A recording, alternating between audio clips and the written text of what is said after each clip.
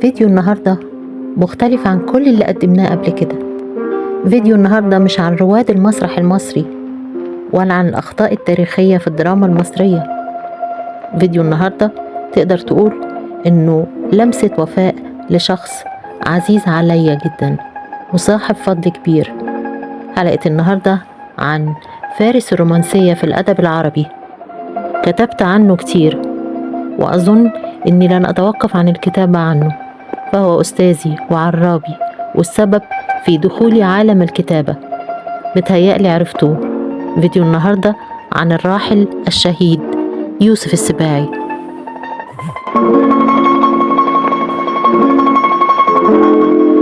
اتولد يوسف محمد عبد الوهاب السباعي يوم 17 يونيو من عام 1917.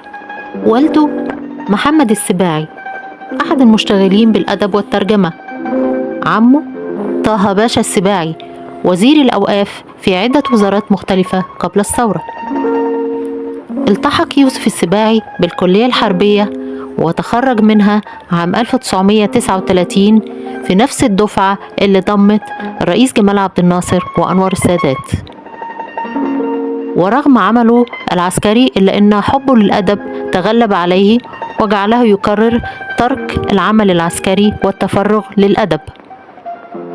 بدأ مشواره بنشر مجموعة قصص قصيرة في مجلة كانت تصدر في هذا الوقت اسمها مسامرات الجيب.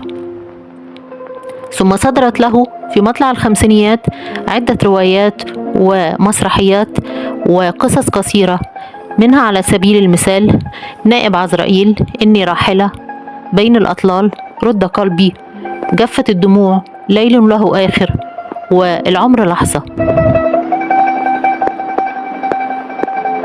بدأت أتعرف على كتبه بعد رحيله بفترة، وكانت رواية ليل له آخر أول عمل أقرأه له، ودون أن أشعر وجدتني أتعلق بأسلوب هذا الكاتب الرومانسي الرقيق، وأحب أبطاله وأنفعل بأحداث رواياته من فرح وحزن.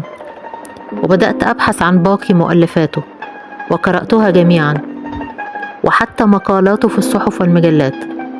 وقتها فقط بكيت لرحيله وتساءلت كيف لكاتب يملك مثل هذا الكم من المشاعر والحب لكل الناس أن تكون نهايته بهذه القسوة لمجرد موقفه المؤيد لزيارة الرئيس السادات للقدس.